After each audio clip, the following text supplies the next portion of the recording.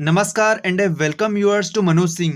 Now आप सही पढ़ रहे हैं कि all world maps are wrong. दुनिया का एक्चुअल साइज है क्या आखिर? ये जो मैप देख रहे हैं आप, ये मैप आपने स्कूल में भी देखा होगा, कॉलेज में भी देखा होगा। यहाँ तक कि जो बच्चे तैयारी कर रहे हैं उन्होंने ये मैप रोज ही देखा होगा। वो इसी मैप से तैयारी करते हैं। लेकिन ये मैप जो बना हुआ है ये गलत मैप है, क्योंकि ये सारे मैप बने हैं मर्केटर प्रोजेक्शन के हिसाब से। ये जो आदमी देख रहे हैं आप, यही है मर्केटर, और इन्हीं का बनाया हुआ मैप आप लोग यूज करते हैं। इन्होंने ये मैप बनाया था 500 साल पहले, जो अभी तक चलता आ रहा है। लेकिन इनके सामने प्रॉब्लम ये थी कि इसको किसी कॉपी में बनाया कैसे जाए, क्योंकि पृथ्वी तो गोल थी या एक्लिप्स में घूमती है, वैसे भी आपको पता होगा। तो इसको चपटे में कैसे रखा जाए ताकि दुनिया का सारा हिस्सा एक ही उसमें दिखाई पड़े। इन्होंने क्या किया कि एक गोल पेपर लिया, पृथ्वी के साइज जैसा। पृथ्वी में जो कुछ भी था छपा हुआ, वो इन्होंने इस पेपर में छाप दिया और फिर इस पेज को सीधा करा। फिर जन्म हुआ मर्केटर प्रोजेक्शन का, जिस मैप को आज आप यूज करते हैं।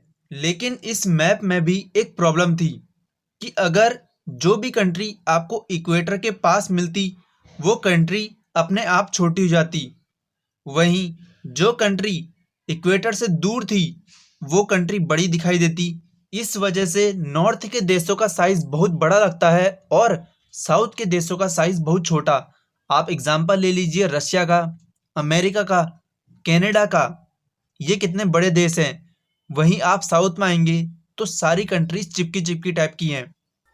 नाउ मैं आपको मैप की मदद से समझाता हूँ। सबसे पहले एग्जाम्पल लेंगे रशिया का। कहाँ है रशिया? ये रहा रशिया। रशिया को हम जितना इक्वेटर के पास ले जाएंगे उतना ये मैप रशिया का छोटा होता रहेगा। देख रहे हैं आप, छोटा होता गया, और जैसे जैसे ये आगे बढ़ता जाएगा फिर ये बड़ा होते जाएगा। वहीं ये अपनी पोजीशन पर आया फिर से, तो ये फिर बढ़ा। हम दूसरा एग्जाम्पल लेंगे कनाडा का। ये रहा कनाडा।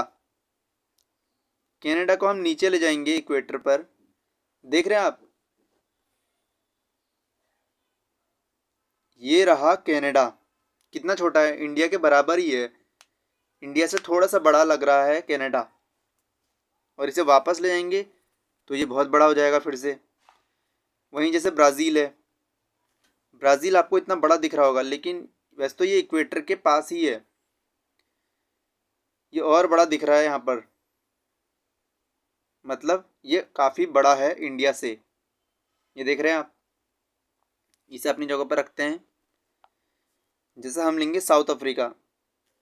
साउथ अफ्रीका तो छोटा ही लग रहा है। ये देखिए, ये और छोटा होता जाएगा। साउथ अफ्रीका है ये। ऑस्ट्रेलिया देखिए आप, ये रहा ऑस्ट्रेलिया। ऑस्ट्रेलिया को इंडिया के बराबर ले जाएंगे तो लगभग लगभग इंडिया के बराबर ही है ऑस्ट्रेलिया। ठीक है। वहीं फ्रांस, जो पूरी दुनिया पर राज करता है, उसको अगर हम इंडिया के पास ले जाएं तो देख रहे हैं आप कितना सा है फ्रांस। एक आइलैंड के टुकड़े के बराबर है। और वहीं उसके बाद जर्मनी। देखिए, वर्ल्ड वॉर इसी के आसपास हुई थी। यहाँ देखिए कितना छोटा सा जर्मनी। हमारा एक स्टेट है कर्नाटक या फिर तमिलनाडु, आंध्र प्रदेश, इनके बराबर ही है जर्मनी। उसके अलावा ऑस्ट्रिया और पोलैंड से लड़ाई शुरू हुई थी, वर्ल्ड वॉर। ये देख रहे हैं आप, पिद्दी से आइलैंड है। वहीं कजाकिस्तान इतना बड़ा देश लग रहा है आपको, लेकिन छोटा सा है। तो इंडिया कितना है? आप सोच रहे होंगे भाई इंडिया कितना होगा। उससे पहले मैं आपको ग्रीनलैंड का भी दिखाता हूँ। ये रहा, देखो कितना बड़ा इलाका है ग्रीनलैंड का। लेकिन इसे अगर हम नीचे ले जाएं, देख रहे हो ग्रीनलैंड कितना छोटा सा है। ग्रीनलैंड इंडिया का आधा भी नहीं है। चलिए इंडिया को देखते हैं अब। ये रहा इंडिया। इंडिया का आधा मैप दिखा रहे हैं इसमें।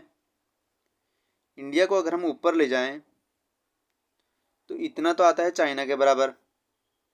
चाइना भी काफ़ी बड़ा है हमसे। और अगर उसके ऊपर ले जाएं तो रशिया के बराबर इतना आता है। जहाँ पर रसिया है वहाँ पर इंडिया इतना बड़ा होगा। तो ये मैप इसी चीज़ को दर्शाता है। नाउ जाने से पहले मैं आपसे एक क्वेश्चन पूछूंगा।